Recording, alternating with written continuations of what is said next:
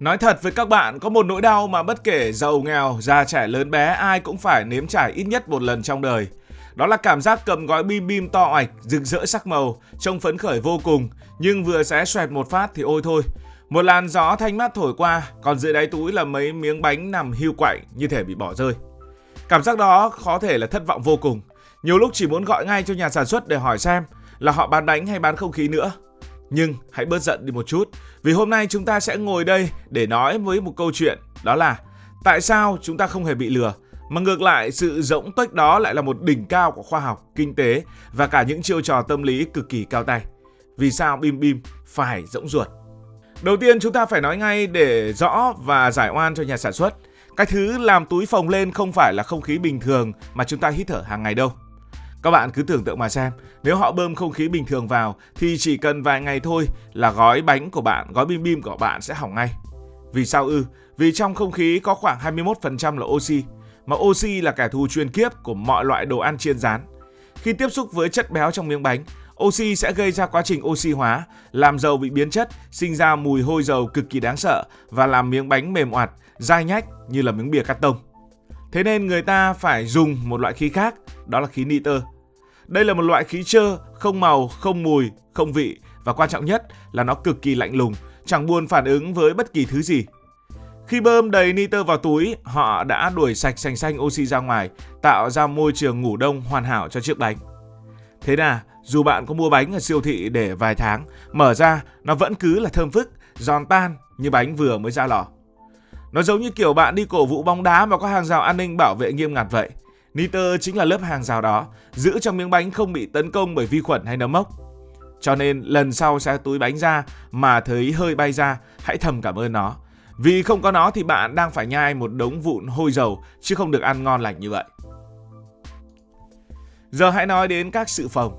Nhiều người bảo, tôi biết nitơ là tốt rồi, nhưng bơm vừa thôi, làm gì mà bơm căng như quả bóng. Thì đây mới là phần kỹ thuật cực kỳ thông minh. Các bạn thử nghĩ mà xem, miếng khoai tây nó mỏng manh và dễ vỡ đến nhường nào, chỉ cần chạm nhẹ sẽ là tan tành ngay.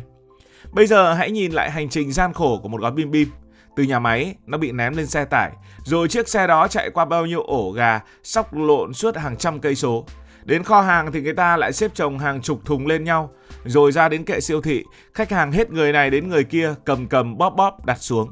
Nếu nhà sản xuất mà đóng một cái gói xẹp lép ôm sát những miếng bánh cho nó thật thà thì xin cam đoan với các bạn, lúc các bạn mở ra ở nhà, thứ bạn nhận được sẽ là một túi bột khoai tây. Lúc này cái khoảng không đầy khí nitơ kia đóng vai trò y hệt như cái túi khí trên xe ô tô. Nó tạo ra một lớp đệm áp suất cực kỳ vững chắc, giúp chống lại mọi lực ép và va đập từ bên ngoài. Dù có bị đè, bị quăng quật hay rơi rớt, những miếng bánh bên trong vẫn được bồng bềnh an toàn. Thà rằng chúng ta chấp nhận nhìn cái túi trông hơi điêu một chút vì quá nhiều khí, còn hơn là bỏ tiền ra mua một đống vụn bánh về rồi chẳng biết phải ăn kiểu gì cho ngon, đúng không nào? Đó là một sự đánh đổi cực kỳ xứng đáng cho sự giòn tan của miếng bánh khi chạm vào đầu lưỡi của chúng ta. Nói đi thì cũng phải nói lại, chúng ta cũng không thể phủ nhận rằng các nhà làm marketing là những bậc thầy trong việc nắm bắt cái tật của con người. Các bạn có công nhận với mình rằng khi đứng trước một rừng sản phẩm, mắt chúng ta bao giờ cũng bị hút về phía cái gì trông to, rực rỡ và căng phồng. Đó là bản năng, ai cũng thích những thứ trông có vẻ nhiều và đầy đặn. Trong ngành công nghiệp này, người ta gọi khoảng trống đó là một khoảng trống tuyệt vời, một sự tính toán cực kỳ cao tay. Một gói bao bì to giúp họ có nhiều diện tích để in hình ảnh miếng bánh thật ngon mắt, in logo thương hiệu thật nổi bật để bạn có thể nhìn từ xa. Nếu họ làm cái túi nhỏ xíu vừa khít với số bánh thì gói bánh đó trông sẽ thật thảm hại ở trên kệ, bị lọt thỏm giữa những đối thủ khác và vô tình làm bạn cảm thấy nó không đáng tiền. Chưa kể, sự căng phồng đó còn tạo một cảm giác về độ tươi. Một gói bánh căng phồng trông bao giờ cũng tạo cảm giác sạch sẽ, kín kẽ và an toàn hơn so với một gói nhăn nheo và xẹp lép. Đó là một trò chơi tâm lý mà ở đó, nhà sản xuất không chỉ bán bánh mà còn bán cả cảm giác hài lòng khi bạn nhấc một vật phẩm đồ sộ từ trên kệ xuống.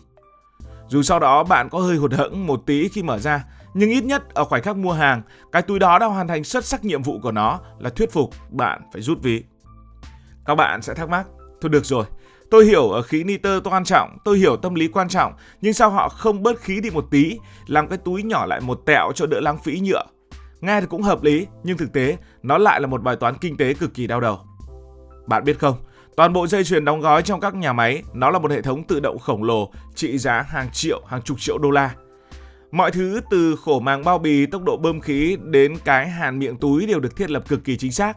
Việc thay đổi kích thước bao bì dù chỉ vài cm thôi cũng có thể khiến nhà sản xuất phải thay đổi toàn bộ cả khuôn, hiệu chỉnh lại máy móc, thậm chí là giảm tốc độ đóng gói. Chi phí để dừng dây chuyền và nâng cấp hệ thống như vậy đôi khi còn tốn kém hơn gấp vạn lần so với số tiền nhựa bao bì mà họ tiết kiệm được.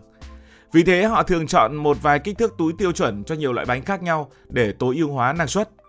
Thêm nữa, cái túi to giúp việc in ấn các thông tin bắt buộc như là bảng thành phẩm, hạn sử dụng, mã vạch trở nên rõ ràng và dễ đọc.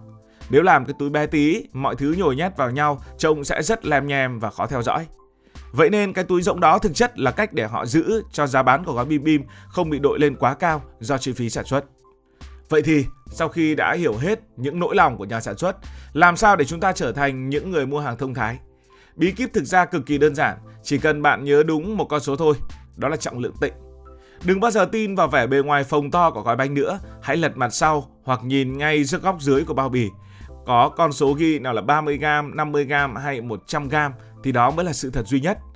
Dù cái túi có to bằng cái gối mà nó ghi 30g thì bên trong cũng chỉ có đúng 30g bánh mà thôi. Hãy tập thói quen so sánh dựa trên trọng lượng này. Bạn sẽ nhận ra có những gói trông nhỏ nhưng lượng bánh lại tương đương hoặc thậm chí là nhiều hơn gói to. Tóm lại, cái sự rỗng ruột của gói bim bim là một sự kết hợp tài tình giữa khoa học bảo quản, kỹ thuật vận chuyển và một chút nghệ thuật bán hàng. Nó sinh ra để đảm bảo miếng bánh bạn ăn phải là miếng bánh ngon nhất, giòn nhất.